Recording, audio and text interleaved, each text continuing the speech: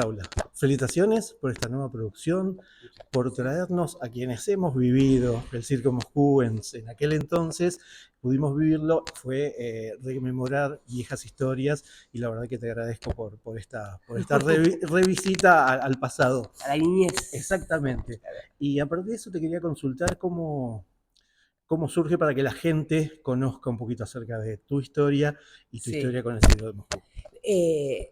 A mí lo que pasa es que mi papá, que era escenógrafo, cancherió en un momento de su vida y le dijeron, lleve el circo.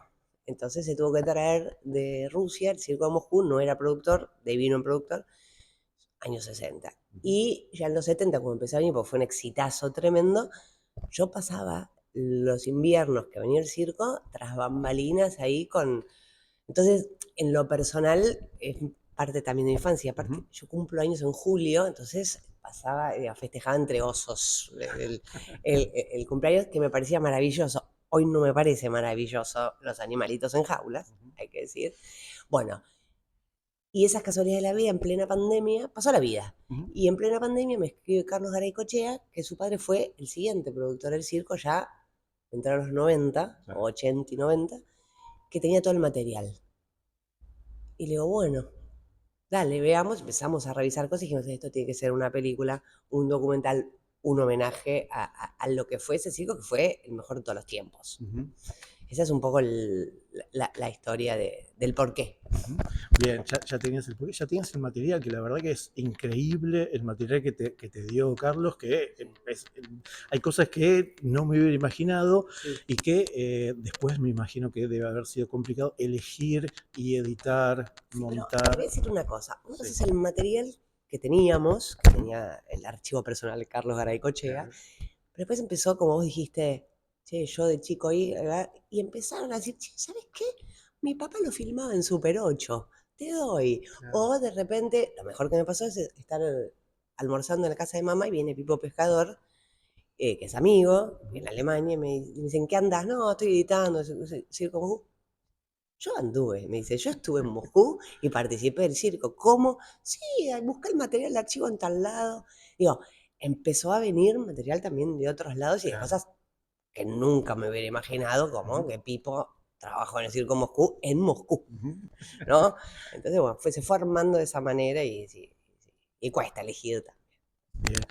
Era otra de las cosas que te quería consultar, de Pipo Pescador, y después, además, a quienes tuvieron que ir a buscar, porque me imagino que entre toda esa información que tenían en sus manos, ¿cómo fue encontrar a estas personas que después de 50 años? Ahí viene, dice que siempre hacer una película es muy difícil, sí, todo laburo es difícil en la vida. Esta no le faltó nada, hasta una guerra.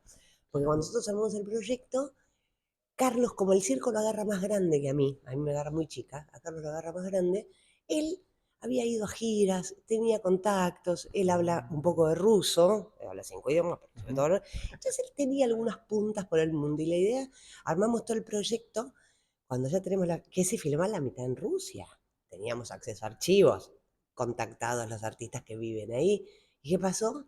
Cuando vino una guerra. Y ahí barajamos, seguimos de nuevo, porque no podíamos ir a Rusia, por una cuestión de, primero no entendíamos qué pasaba, y después de cagazo también, ¿viste? ¿Qué sé yo? No sé, la verdad, te acusan de espía, ponele. Si vos estás con una cosa así, sos espía. Y entonces dijimos, bueno, ¿dónde hay otros artistas? El mundo está plagado de artistas que pertenecieron al circo soviético, y salimos a buscarlo, pero ahí nos pasó también otra cosa que era... hay muchos en Estados Unidos. Y era, hey, pará, no podemos, ahí entra en juego lo político, porque si yo no puedo hacer, si yo hago una película sobre el circo de Moscú, el circo soviético, entrevistando a la mayoría en Estados Unidos, se va a leer de una manera que no queremos que se lea. Entonces, hicimos como una vez, entonces, bueno, nada, fuimos por otros lados, sí tenemos de Estados Unidos también, pero tuvimos que cuidar eso que no lo teníamos en cuenta al principio, para que no se lea distinto. Sí, la diversidad, que la verdad que me imagino que al momento de guionar todo eso que tenían... El guión que teníamos no es este, ya, porque fue... Pero viste que el documental tiene mucho de eso, de uno escribe un guión de lo que va a salir a buscar. Y después lo que encontrás difiere, o se te abren otras puertas, otros caminos, se te va para otro lado. Bueno, acá teníamos el tema que ese guión, no, la mitad no iba. La mitad no iba porque era en Rusia y Rusia estaba, bueno, nada, entonces tuvo esa particularidad esta película que... Y después, otra que es un poco más triste, que es se iban muriendo. Digamos, tuvimos un montón de entrevistas, porque aparte lo hicimos en pandemia y arrancamos online. Entonces entrevistamos un montón de gente y también algunos ya no están más. De hecho, tenemos 2 bajas de los que están. Después de los títulos que vemos en pantalla. Claro, hay 2 entrevistados que se murieron ya en el proceso y después lo que nos pasó con algunos que estaban dispuestos a darnos entrevistas y todo, que las teníamos grabadas por Zoom, pero que no usamos, que vino la guerra y dijeron, no vamos a participar de esto, no queremos saber nada, no queremos saber nada con Ucrania o no queremos saber nada con Rusia. Y no nos queremos meter en esto. Y yo decíamos, pero no es político, no es político. Me decían, todo es político. Bueno, se nos cayeron algunos también. Bien, y para terminar, ¿cuál fue la historia que más le llamó la atención de las que quedaron o de las que no quedaron dentro del documental? Mira, yo creo que la más power es la de los que se fugan de acá, porque son los primeros artistas soviéticos que deciden buscar asilo político, y nos pasó acá. Que hay toda una trama mucho más atractiva, pero bueno, off the record y no se puede contar, de negociaciones entre países, Estados Unidos, Rusia, qué sé yo, y que esto que lo otro. Pero a mí lo que me parece más atractivo o más interesante es que es el tema de los destierros, porque es toda gente desterrada, te digo. Algunos mejor y otros peor, pero el tema del destierro es muy fuerte. El tema de no habitar tu país, ¿viste? Ya sea por elección o por obligación. Entonces, esas son las historias. Y por más que todo, hay algo que falta. Eso es lo que a mí más me conmueve, si querés, ¿no? Y eso es en todos. Entre los contentos y los todos no dejan de ser gente desterrada. Eso es fuerte. Algunos por un país que no existió más, porque también está eso. No existió más. Entonces creo que eso es a mí lo que más me conmueve de todas las historias. Sí, además, otra de las cosas que la película refleja y nos muestra es para quienes no vivieron esa parte de la historia, que es muy importante, me parece a mí, porque fue un quiebre, un antes y un después. La verdad que nos muestra muy bien cómo fue el vivir el antes y el después, claro, por este circo que es la referencia. Así que agradecemos eso también. Y bueno, nada, a felicitarte por esta nueva película. Muchas gracias. Y consultarte de última, sos directora, sos guionista, productora, ¿cómo viene? Porque hace unas semanas estrenaron con la productora una película de Argentina. ¿Cómo vienen con el tema de cine argentino en el país, la producción?